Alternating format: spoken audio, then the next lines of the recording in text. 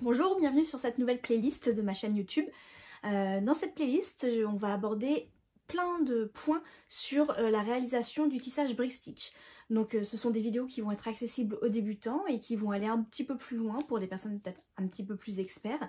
Et on va démarrer avec une vidéo pour voir les différentes techniques, donc j'en ai 3 à vous montrer pour démarrer votre premier rang. La première technique que je vais vous présenter, c'est la technique que je vais conseiller aux personnes qui débutent réellement le tissage brick stitch. Parce que pour moi, c'est la technique la plus simple pour réaliser ce premier rang. Donc dans le premier rang, on va devoir passer soit plusieurs fois le même fil dans une perle, soit sinon avoir 2 fils et les passer les deux dans une perle. Donc on a notre première perle. Donc la première perle, on ne va pas passer plusieurs fois le fil dedans parce que si on le passait plusieurs fois, on le verrait sur l'extérieur de la perle. Donc on va partir, donc imaginons que c'est le même fil, on va partir avec une aiguille sur chaque extrémité du fil. Et l'idée, ça va être d'avoir avec une aiguille un passage dans un sens et avec l'autre aiguille un passage dans l'autre sens. Et on va venir comme ça en fait croiser les fils dans chacune des perles. Donc ma troisième perle, je passe dans un sens et l'autre, hop, dans l'autre sens. Donc on va venir comme ça, ainsi de suite, monter en un effet un peu échelle. On va venir monter chacune des perles en venant croiser à chaque fois dedans. Ça va permettre de solidifier et en fait d'avoir un montage invisible. Donc si je vous le montre en réel avec des perles, moi je vais partir sur un kit que je propose à la vente pour donc accessible aux débutants, pour vous montrer comment réaliser ce premier rang. Donc on va démarrer première perle ici, donc on va faire 3 perles dorées, puis 2 perles vertes et finir avec 3 perles dorées.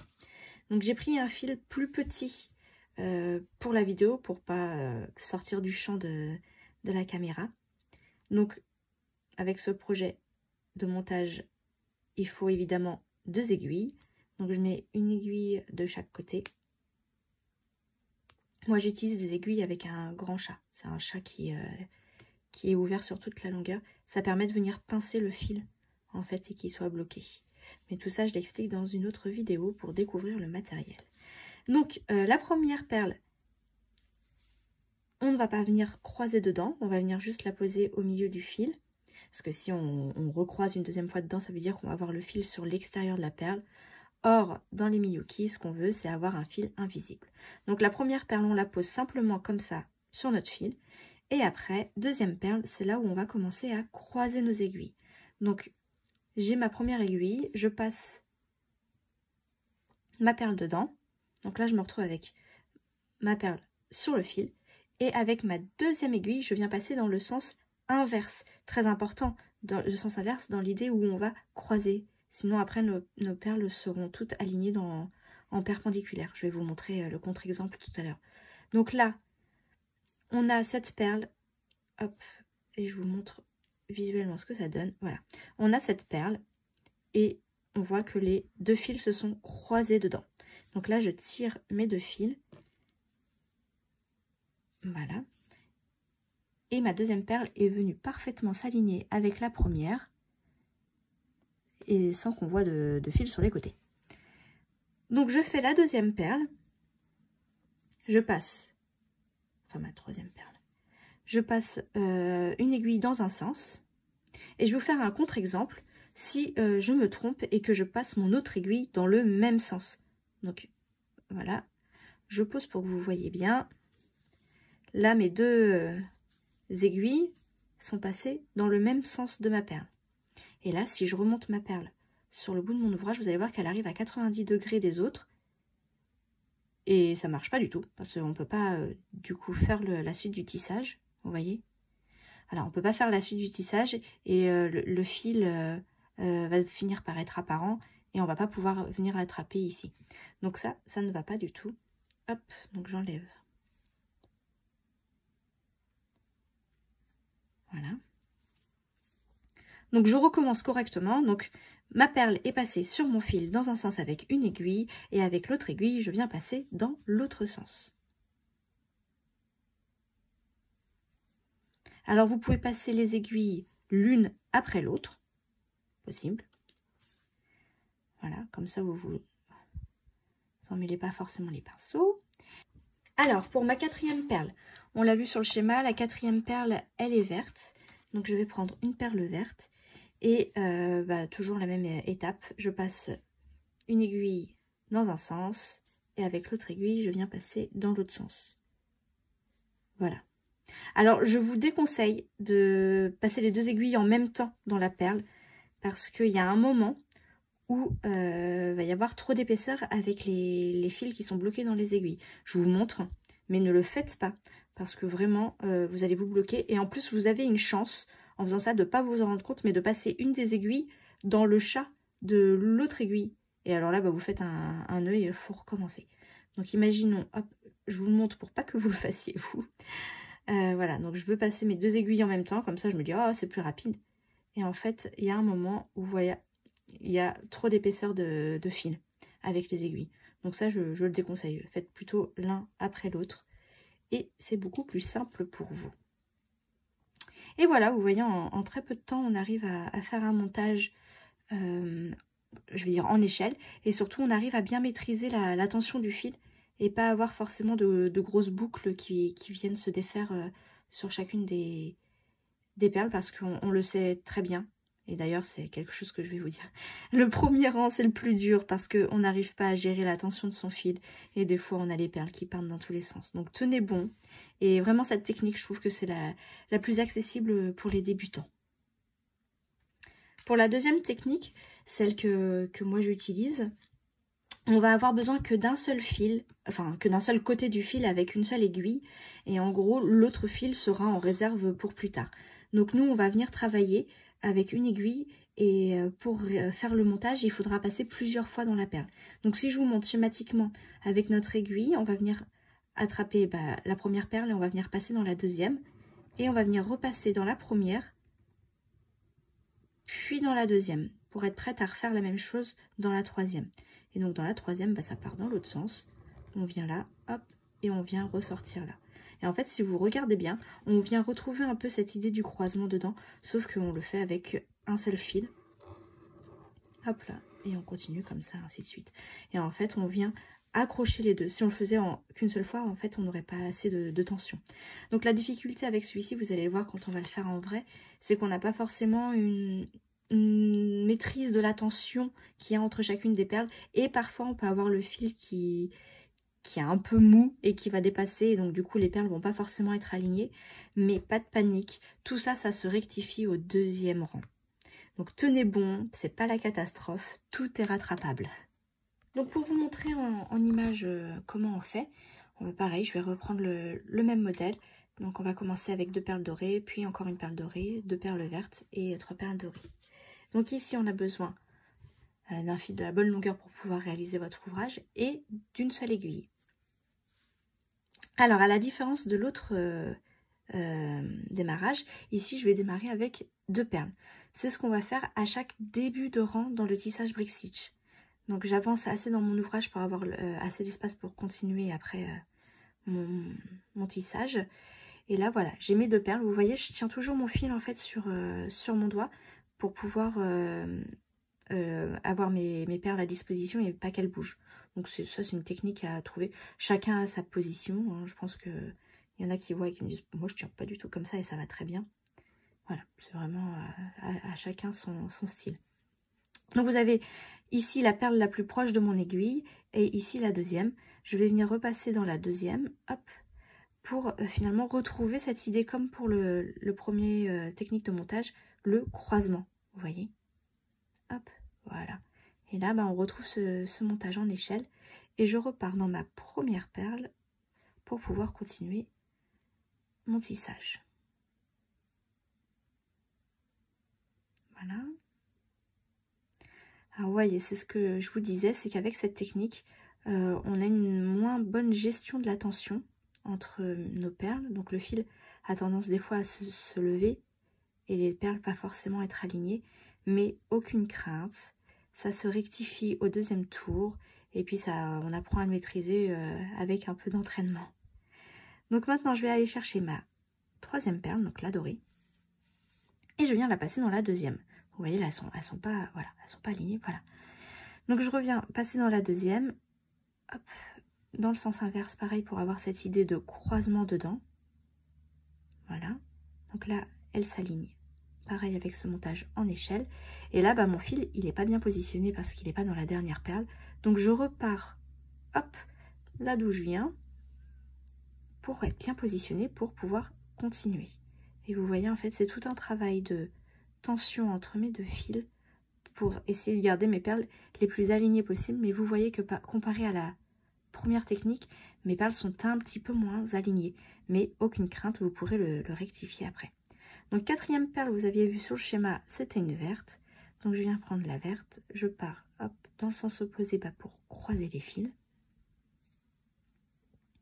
Ça vient positionner, hop, ma perle au bon endroit. Et je continue en repassant dans ma dernière perle pour être bien positionnée pour continuer. Voilà. Hop, allez, encore un ensemble. Et après, je vous laisse travailler toute seule. Donc, ce fameux croisement de fils. Hop, la perle vient bien se positionner. Et moi, je repars dans la première perle pour pouvoir continuer mon ouvrage. Et ainsi de suite jusqu'au bout. Voilà. Alors, il existe une troisième technique qui est une technique un petit peu plus poussée parce que, en fait, on va réaliser en même temps le premier et le deuxième rang. Donc, ça demande un peu plus de concentration, on va dire, et puis de projection. Donc, c'est pas forcément une technique que je vais conseiller aux débutants. Donc là, en fait, je vous ai présenté le rang numéro 1 et le rang numéro 2. Et je vais vous montrer un peu comment on va réaliser ce montage. En fait, on va venir faire des boucles en passant dans le rang 1, puis dans le rang 2 en simultané. Donc là, j'ai mon fil. Donc je prends une seule aiguille et je travaille avec un seul fil. Donc je vais avoir mon bout de fil qui est en cours de travail. Et avec mon aiguille et mon fil, je vais venir passer dans la première perle, enfin la première perle du deuxième rang, et je vais venir après passer dans ces deux perles là et je reviens dans cette fameuse première perle et je vais faire ça en fait à chaque fois et ce qui va faire que finalement toutes les perles vont être reliées les unes aux autres deux fois. C'est ce qui va faire qu'elles se maintiennent bien entre elles. Donc là, si je continue, je vais repasser dans la prochaine perle et là je viens chercher la perle précédente et la perle suivante du premier rang. Et vous voyez, finalement on retrouve un peu cette idée de croisé, mais indirectement, parce que finalement, comme on vient faire le montage de celui du dessus et celui du dessous, on va plus venir en fait regrouper les perles ensemble en créant une tension de regroupement plutôt qu'un croisement. Donc ici, pareil, je remonte et hop, je vais chercher la future perle et hop, je repasse comme ça. Et ainsi de suite, en fait, on vient comme ça en zigzag, passer dans une perle, puis dans une autre, mais d'un rang à un autre. Donc c'est ça, c'est qu'il y a vraiment un travail plus de projection. Je vais vous montrer maintenant en réel. Donc la troisième technique qui se fait avec deux rangs. Hop, voilà. Donc on va venir poser cette première perle et après on va venir chercher les deux autres perles dorées. On va revenir ici, prendre une deuxième perle dorée du deuxième rang, puis on va repasser dans le premier.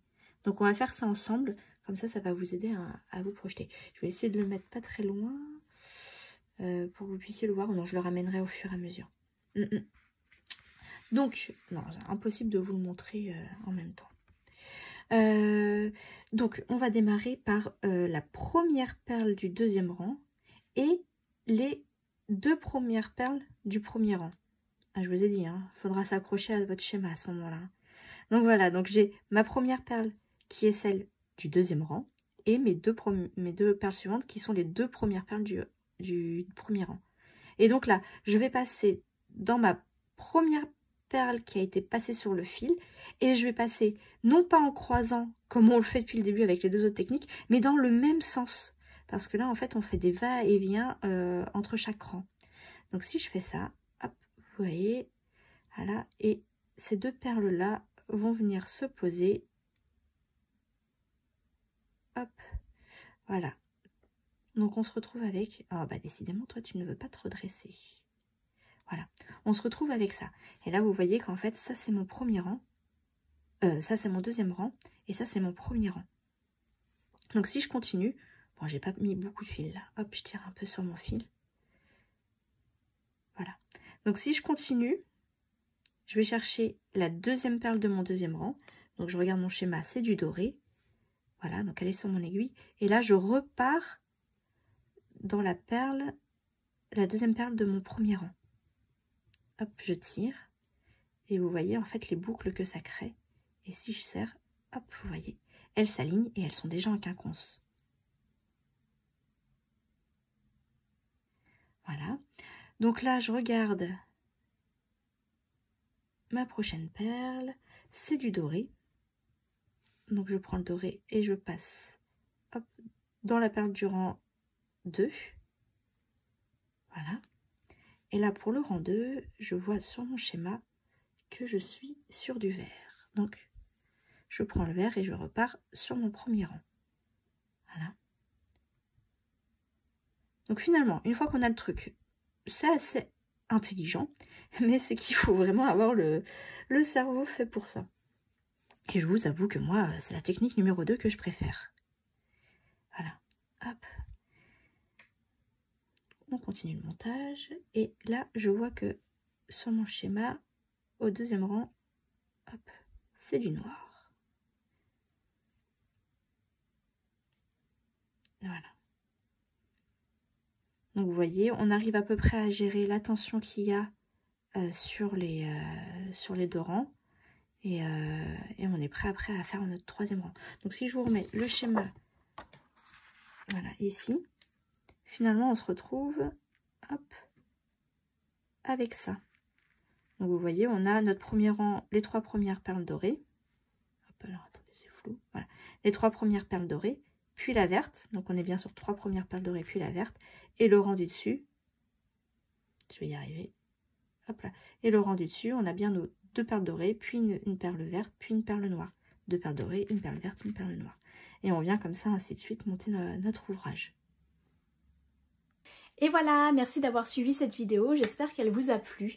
N'oubliez pas de liker et de commenter, surtout si vous voulez qu'on aborde d'autres sujets, dites-le moi en commentaire si vous avez des questions en retour de cette vidéo.